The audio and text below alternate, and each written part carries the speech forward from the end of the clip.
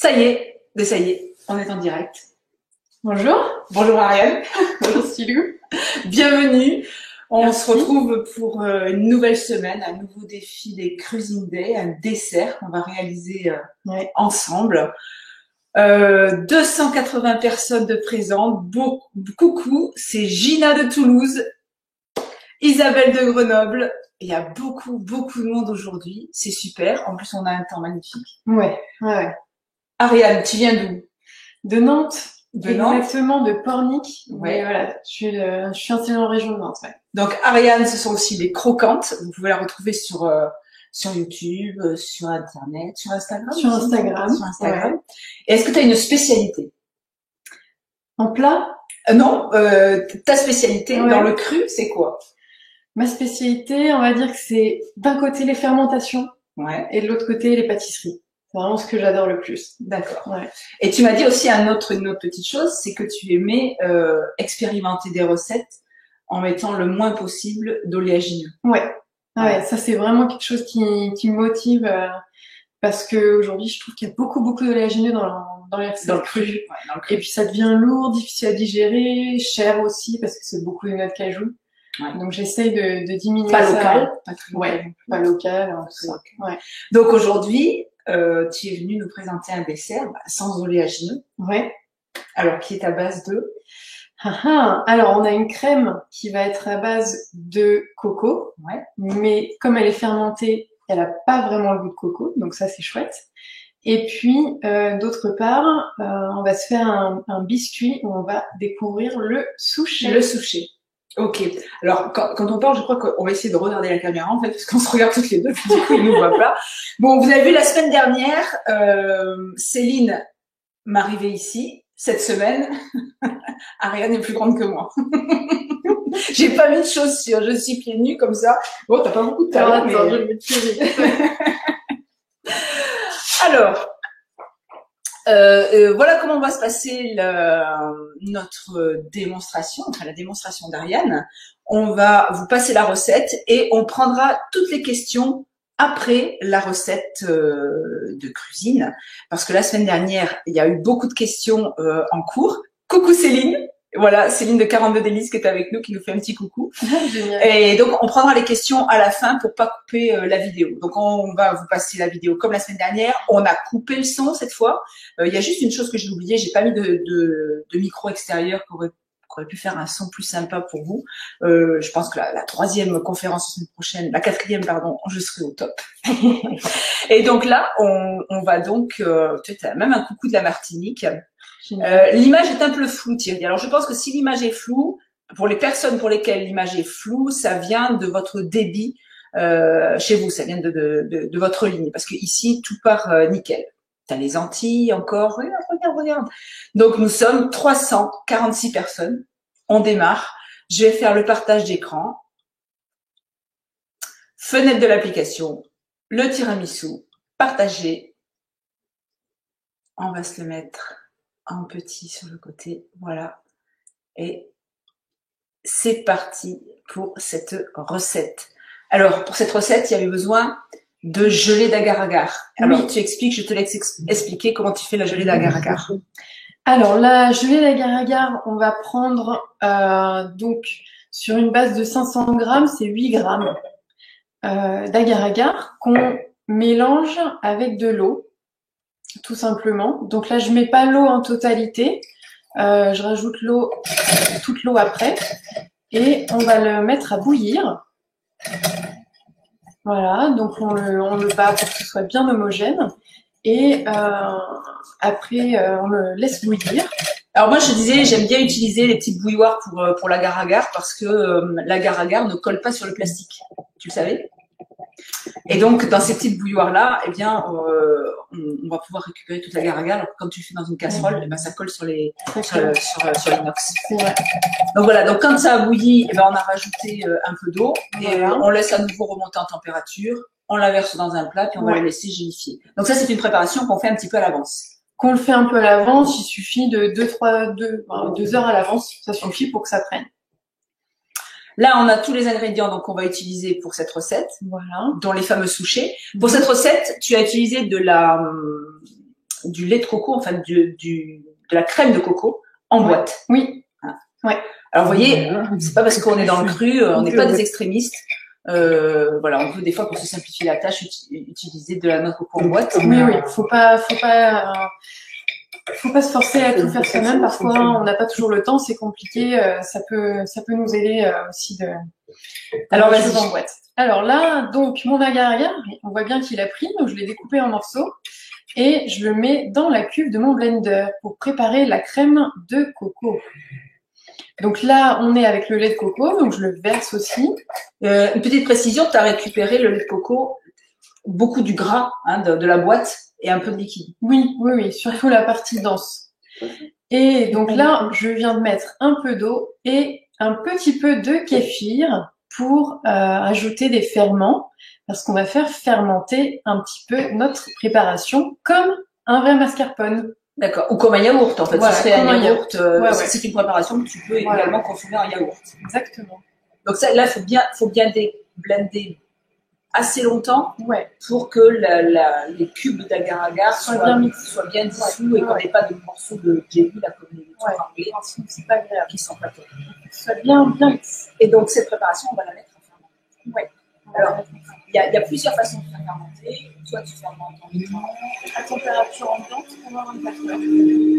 Allez. Honnêtement, je croyais que j'avais coupé le son. Je suis désolée.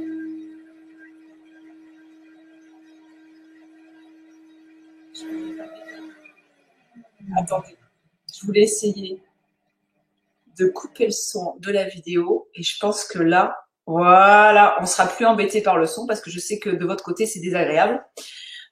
Donc, on va mettre à fermenter là pour vous montrer et puis pour ceux qui l'ont déjà, on va le mettre dans le fermenteur de chez Cuvings.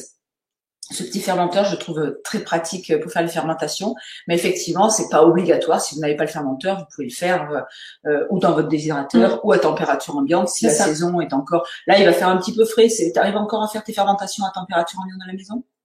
Chez moi, non, il fait frais. Ouais, ça commence à faire frais.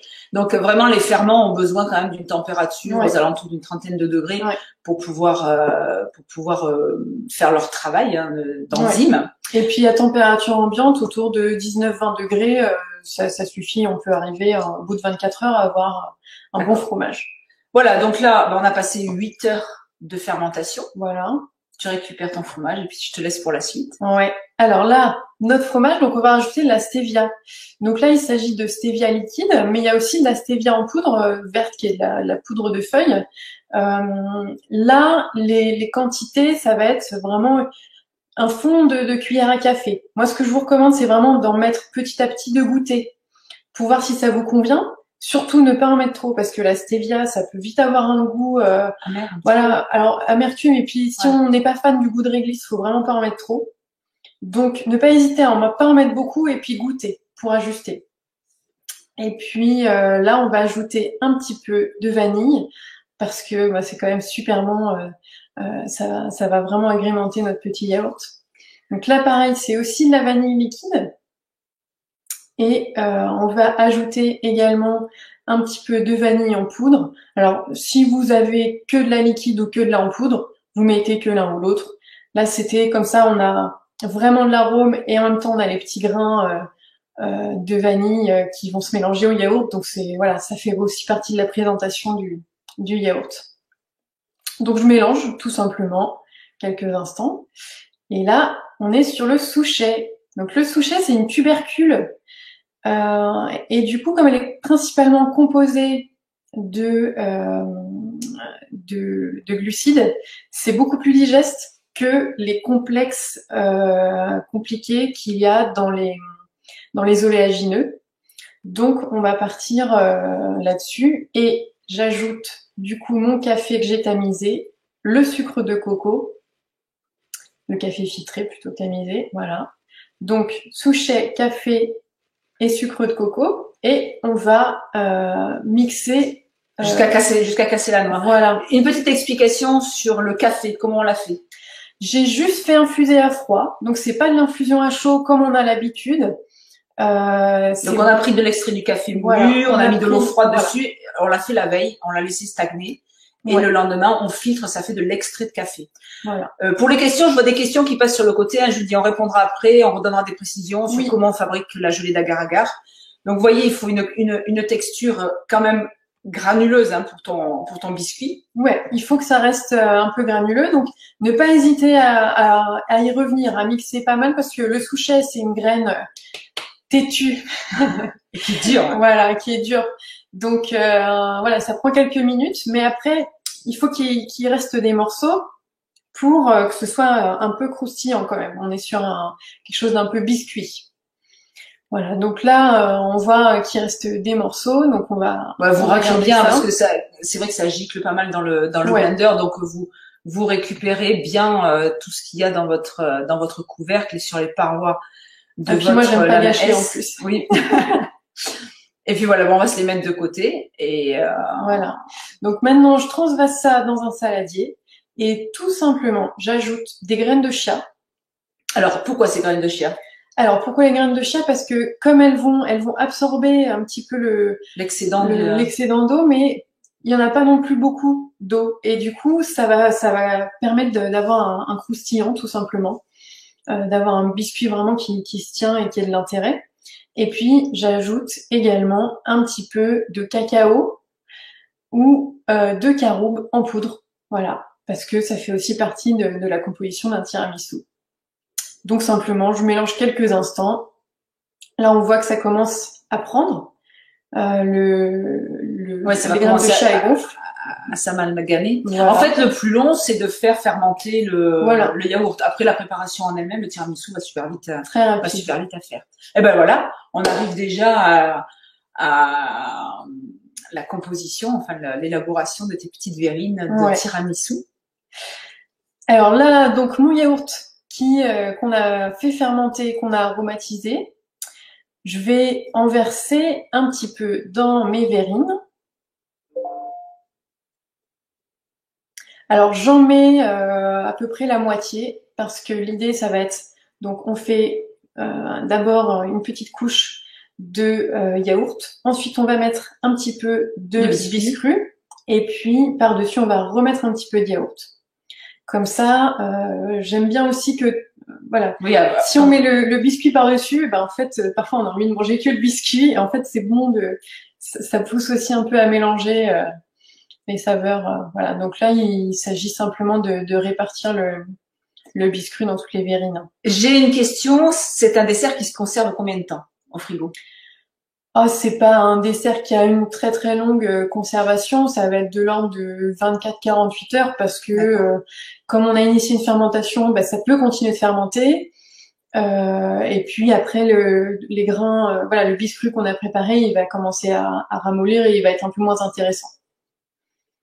Voilà, oui, alors ces petites verrines, je viens de passer, ouais, voilà, Véronique qui dit trop belles tes verrines, Zodio, bah oui, Zodio, comme d'hab, ce sont des petites verrines Beldi, c'est du verre recyclé, soufflé, et c'est vrai qu'elles sont adorables, ces petites verrines.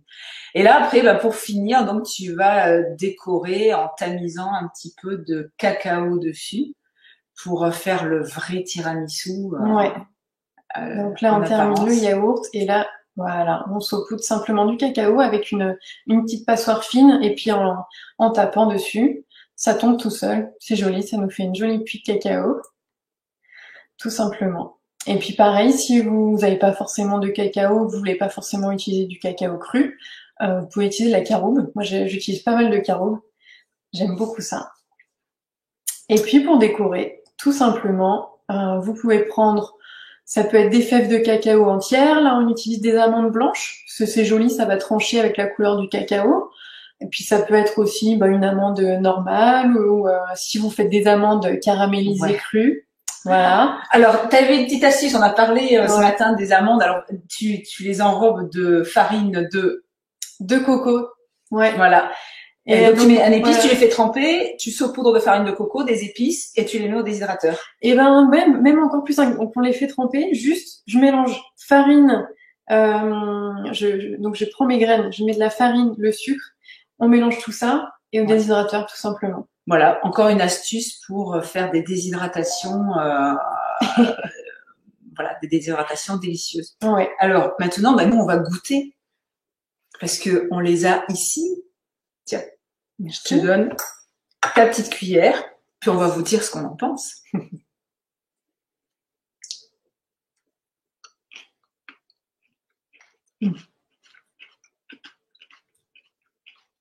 Le biscuit, ah ouais.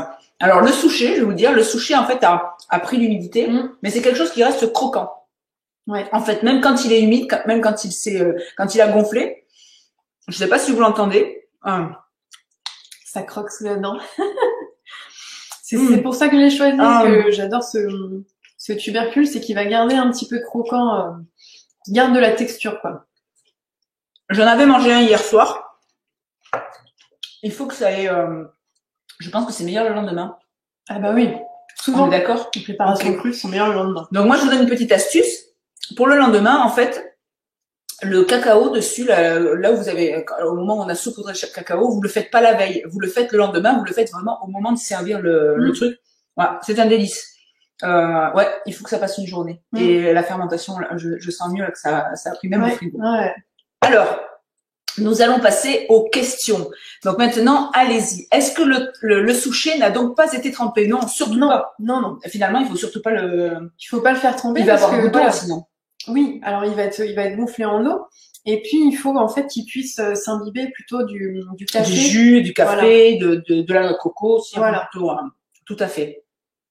Tu nous fais trop envie. Ah non, mais vous pouvez y aller. Moi, je n'invite que des vedettes du cru. Tu n'as pas un chapeau, mais tu n'en es pas moins une vedette. Ça, c'est des pieds de nez à certaines personnes qui critiquent toujours beaucoup ce que je peux faire. Alors, d'autres questions. Alors, où on peut trouver du souchet? Alors, c'est les Espagnols, les experts du souchet à Valence. C'est là qu'on cultive tout le souchet. Et puis, du coup, en fait, on en trouve aujourd'hui dans les magasins bio. Et sous deux formats. Alors, soit il est entier, soit il est décortiqué. Décortiqué, ça veut juste dire qu'il a été un peu poncé, en fait, pour enlever les fibres dures qui sont à l'extérieur. Est-ce qu'il y a un intérêt d'acheter poncé? Si on veut pouvoir le manger comme ça à la croque. Ouais, c'est mieux parce que c'est quand même dur sous la dent. Est-ce que la fibre, peut-être de l'extérieur, peut irriter les intestins ou... Peut-être. Ça, je l'ai pas expérimenté personnellement, mais c'est possible. Là, nous avons utilisé donc cette marque de souchet que vous trouvez chez Vidia, dans la boutique Vidia. Donc, il m'avait envoyé ce souchet à déguster et ça nous a servi donc à faire cette recette. Est-ce qu'il y a d'autres questions sur... Coucou de la Réunion, Sabrina. Alors, j'ai pris la liste des ingrédients. Alors, Corinne, de toute façon, la liste, vous allez l'avoir à télécharger. Je pense que Didier est là quelque part et va vous envoyer le PDF. De toute façon, il y a un replay sur cette vidéo et dans le replay, dans une demi-heure, vous allez recevoir un email éventuellement pour regarder le replay et dans lequel vous aurez le PDF de la recette à télécharger. Voilà. Je voulais revenir sur la réalisation de l'agar-agar. Ouais. Donc, lorsque on a dit pour 500 ml, c'est en fait 500 ml d'eau pour 8 grammes d'agar-agar. Lorsqu'on prépare on fait cette préparation dans la petite bouilloire que vous avez vue, on remplit pas, on met pas les 500 ml d'eau dedans parce que sinon ça va déborder. Donc, on met la moitié de l'eau, on met l'agar-agar, on remue, on fait bouillir et ensuite on rajoute le reste de quantité d'eau. On fait gélifier, on fait prendre quelques heures, on le met au frigo.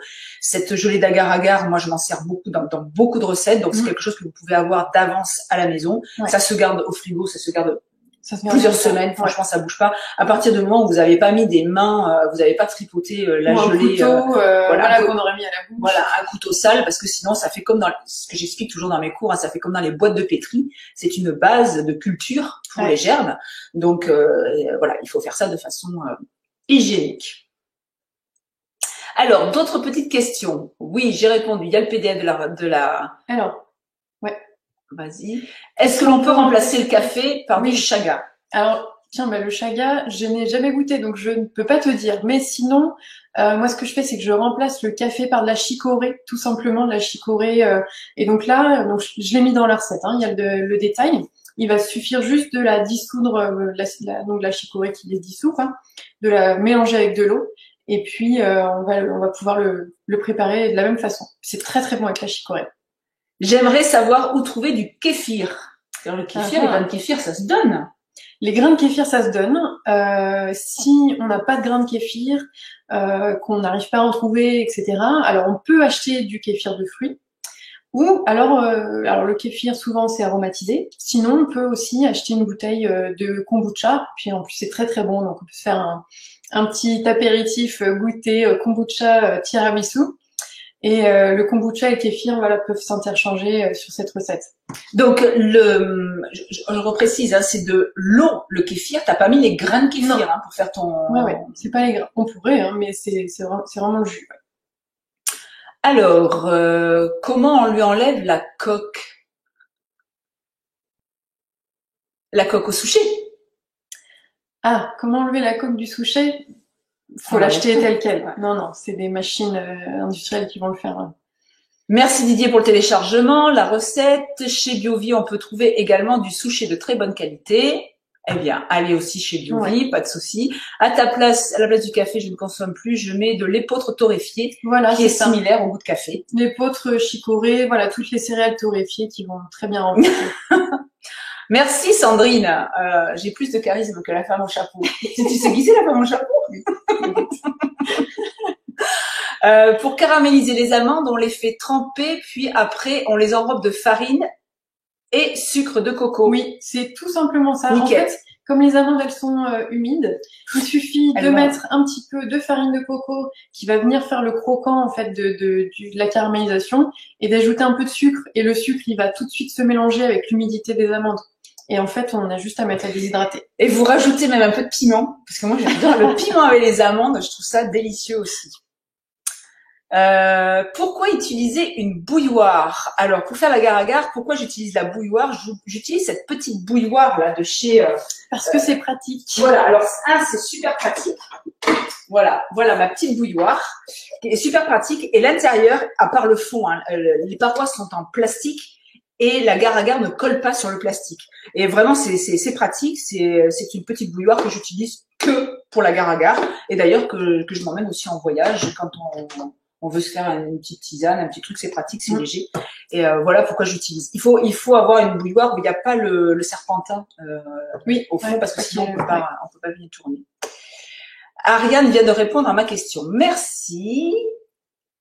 Du coup, on utilise le souchet complet. Bah oui, complet, ou même si c'est du décortiqué, peu importe. Ça va pas changer grand-chose à la recette.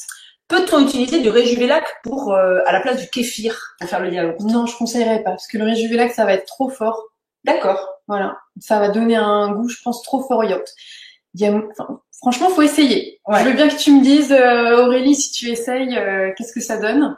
Mais je le conseillerais pas parce que je fais beaucoup de fermentation et j'ai vraiment testé énormément de choses. Et Rejuvelac, ça donne tout de suite un goût fromager très très fort. Ok.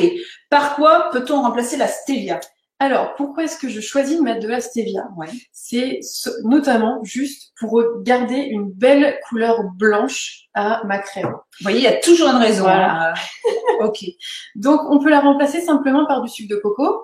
Donc là, vous allez mettre un peu de sucre de coco, vous allez goûter si ça vous convient. Et du sirop d'agave? Tu utilises pas? Non, j'utilise pas de sirop d'agave. Mais voilà, si on a du sirop d'agave ou du sirop d'érable à la maison, ça fonctionne aussi.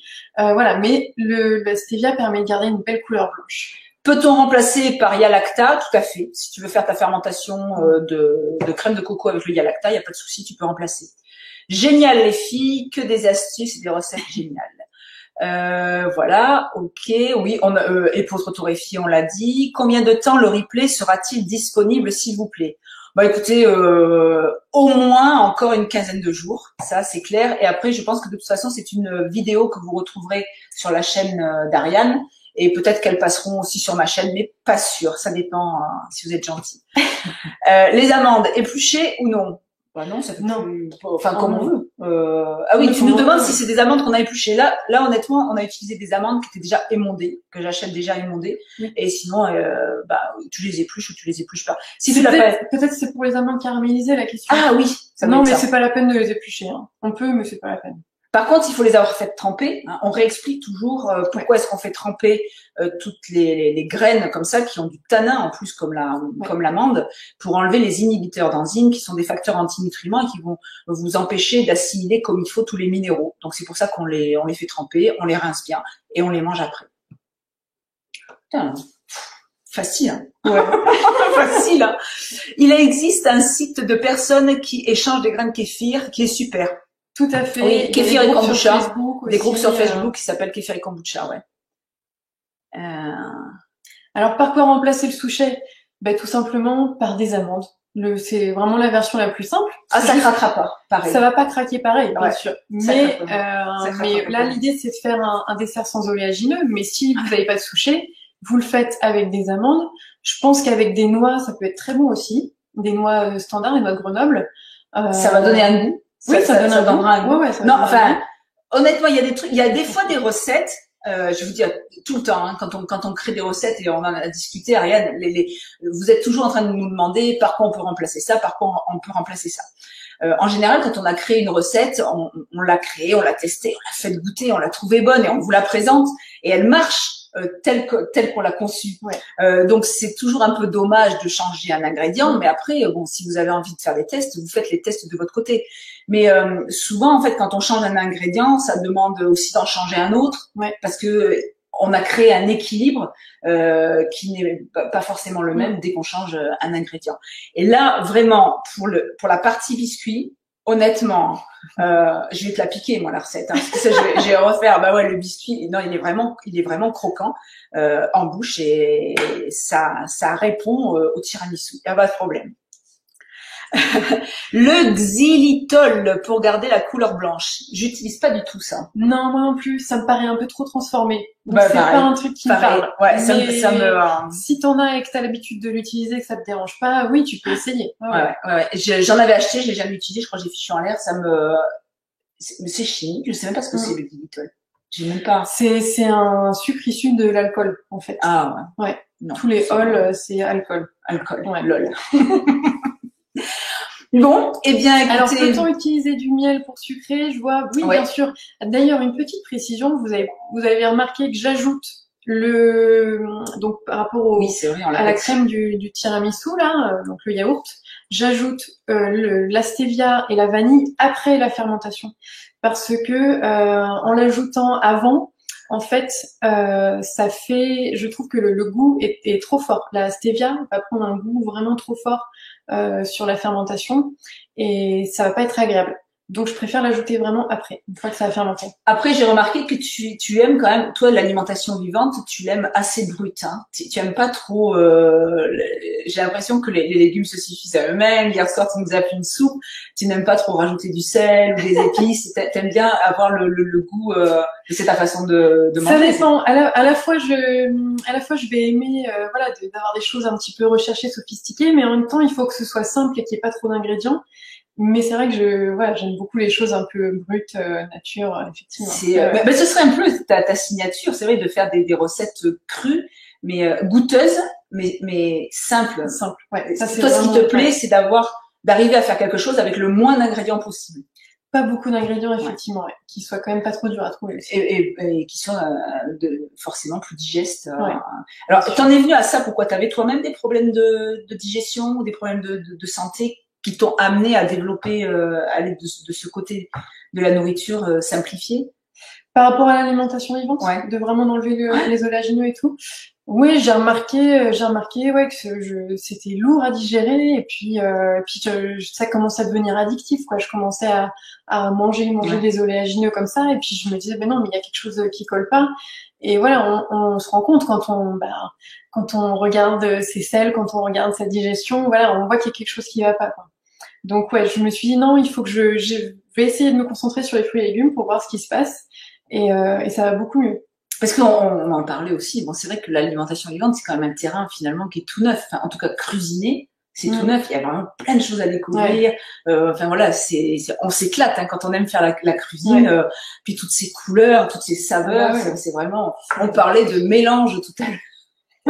On a mangé ensemble. Je disais que moi j'adorais manger des bananes semi-déshydratées avec de la moutarde et roulées dans des feuilles d'épinards. Dire quand vous entendez ça, vous dites mais il faut tester, quoi. C'est vraiment. Et toi, qu'est-ce que tu me racontais que tu aimais mélanger? Alors moi, je mange des bananes avec du miso noir et une petite pointe de crème d'amande. Et ça, c'est à tomber par terre. Voilà, les secrets. Alors c'est pas des recettes de ouf, mais c'est des trucs en bouche qui Explosion. Voilà. Alors, non, non.1, 500 ml, je sais pas ce que ça veut dire. Oui, d'accord. Clac, clac, clac. Alors, je pense que vous avez à peu près posé toutes les questions que mon xylitol est celui qu'utilise qui? Ah, c'est de l'extrait de celle de Boulot. Je la connais pas. Tu la connais, elle non plus, non? On la connaît pas. On la connaît pas. On voit pas de qui vous voulez parler. On la connaît pas et on l'aime pas. Elle nous aime pas et nous non plus. Vous voyez, des fois, je me lâche un petit peu parce que bon. On va parler, par contre, t'as un projet super génial qui est hyper attendu par beaucoup de gens. Ce sont les fromages végétaux. Ouais. Et donc, tu as écrit un bouquin. Ouais. Tu vas l'éditer en compte d'auteur, ce qui s'appelle, c'est-à-dire que c'est toi qui paye l'édition de ce livre.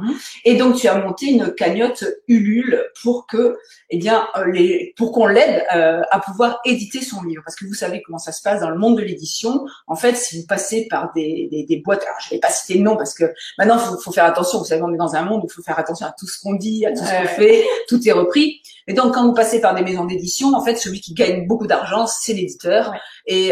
Et le créateur, ben, il a presque rien. Et en plus, tu n'es même plus propriétaire, je crois, de tes recettes. Tu peux plus en faire ce que tu veux.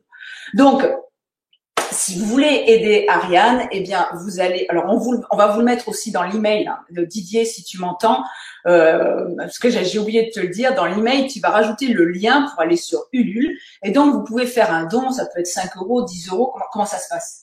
Alors oui, on peut faire une participation, une contribution libre. Et puis, bah, bien sûr, si vous avez envie de vous mettre aux fromages végétaux, vous pouvez tout simplement précommander le livre. Donc, la précommande Ulule se termine dimanche. Donc, il va donc faut y aller. Voilà. Faut y aller. Je crois que tu as atteint le premier palier. Ouais, ça y est. Ça. Et tu as fait combien de paliers? T'en as combien? J'en ai 3. T'as 3 paliers? Ouais, j'en ai 3. Et là, donc, ce serait génial d'arriver au deuxième, déjà. Moi, ce que j'ai vraiment envie qu'il se passe dans l'alimentation vivante avec ces cuisines idées, c'est vraiment mon objectif, c'est de mettre en avant, les gens que j'aime bien, les gens qui sont généreux, les gens qui ont, une philosophie qui me va bien. Et Ariane, j'ai envie vraiment qu'on lui donne un coup de pouce, qu'elle puisse éditer ce livre, parce que il y a pas de livre de fromage végétaux et crus en France. Pour l'instant, ça n'existe pas. C'est vraiment moi, je t'encourage vivement à faire une formation en ligne sur les fromages végétaux, parce que j'en ai une aussi chez Cuisine Academy, et c'est clairement une formation qui a explosé les compteurs et qui était très très très attendue. Et il y a encore une différence, toi, avec les fromages que tu proposes, c'est que les fromages que tu proposes, tu n'achètes pas les ferments. Non. Tu les fabriques. Ouais. Donc ça, c'est toute la différence. C'est vrai que moi, les fromages que je propose, vous êtes obligés d'aller acheter des ferments, et les ferments, en plus, on les trouve même pas en France. Donc c'est vraiment deux choses différentes, deux choses complémentaires. Et voilà. Et j'espère que, de toute façon, je te l'ai pas dit, mais je te le dis aujourd'hui, ton livre, il sera en vente dans ma boutique. Et voilà. Donc et vous le retrouverez dans la boutique, donc chez Cuisine Academy, puisqu'il y a des gens qui font la fine gueule pour présenter tes bouquins. Eh bien voilà. Moi, j'ai décidé maintenant, franchement, il y a une ambiance partout, j'en ai ras-le-bol, j'ai envie de faire bouger les choses, et il y a que comme ça que ça va bouger. Hein? Qu'est-ce que t'en penses? Ouais, avec grand plaisir. Voilà, alors je vous attends. Elle a intérêt de me dire que ça a bougé, sa cagnotte Ulule pour son livre sur les fromages végétaux. Eh bien écoute, nous, qu'est-ce qu'on va faire? On va finir notre petit tiramisu. Ouais. On va aller se faire une bonne balade dans les bois parce qu'il fait un temps absolument magnifique. On a un ciel bleu, ce serait dommage de pas en profiter. Moi, je vous donne rendez-vous la semaine prochaine avec des recettes donc des petites pâtisseries raw de Violaine, et on va voir donc des wraps de légumes avec un Buddha bol. Je pense que ça va pas être mal non plus. Chouette. Je regarde une dernière fois si vous avez des dernières petites questions. Alors le livre sur les fromages, il sera édité quand? Dès que la pré-vente se termine, donc à partir de lundi prochain, il va partir en impression. D'accord. Là, ça y est, pour l'instant, tu es sûr d'en imprimer, là. Ah oui. Voilà. Parce qu'en fait, sur Ulule, ça marchait comment? Il y avait un step. Si tu n'avais pas atteint ce step, en fait, tu faisais pas, ça voulait dire qu'en face, il n'y avait pas assez de gens pour l'acheter. Et donc, tu lançais pas ton livre. Ok. Bon, ben, on compte sur vous. Ouais. On vous souhaite une excellente après-midi.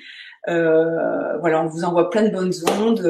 On vous invite à tester cette recette. Quand vous la mangerez, vous penserez à nous, on pensera à vous et on sera reliés par le tiramisu d'Ariane. Je vous souhaite, je vous dis à bientôt et À bientôt tout le monde, bonne journée, merci. Merci à toutes les deux. Profitez bien du soleil bordelais.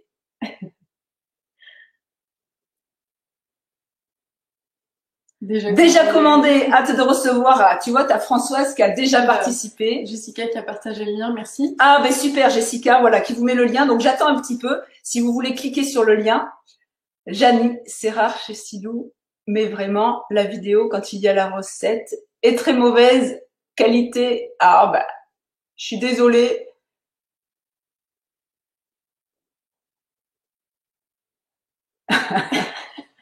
On le lit. C'est pas mal ça. Merci Silou, tu es la meilleure dans ton domaine. Pas d'inquiétude avec la dame à chapeau. Elle a quitté le navire. Allez, ciao.